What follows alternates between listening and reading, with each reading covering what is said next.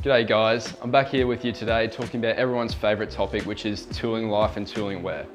Now what happens with tooling life and wear is that when you're cutting, the cutter is exposed to heat, chatter, and also localised stress on the cutting edge.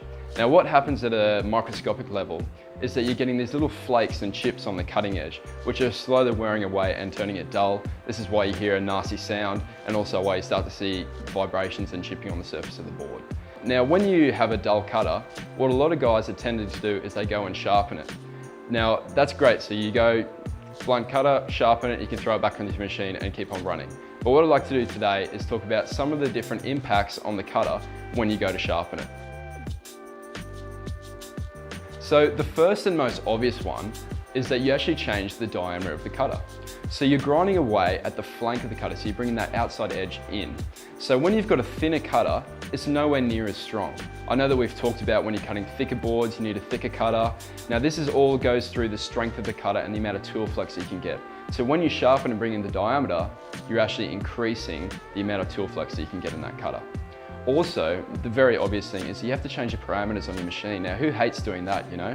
And it slows the time that you've got the machine down for, you're spending more time changing tools and less time actually cutting jobs. The second fundamental change that happens to your cutter when you sharpen is it changes the grinding angle and the geometry. So all different CNC tooling manufacturers have their own proprietary grinding angle and geometry. Now, when you change this, you're actually changing the chip flow and the angle between the rake face and the flank side. And then the third one is the surface treatments.